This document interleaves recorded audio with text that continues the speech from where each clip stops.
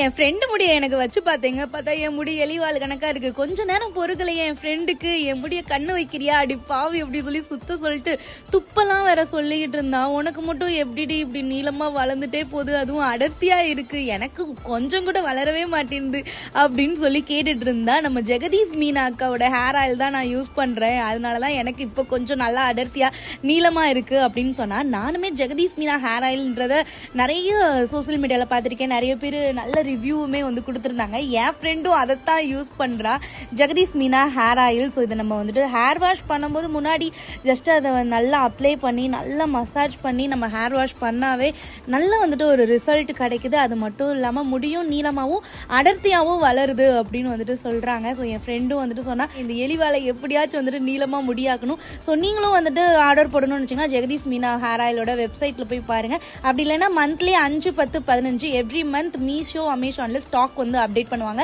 அவங்களோட contact number கொடுத்துருக்கேன், check பண்ணிக்கோங்க. நன்றி மக்களே.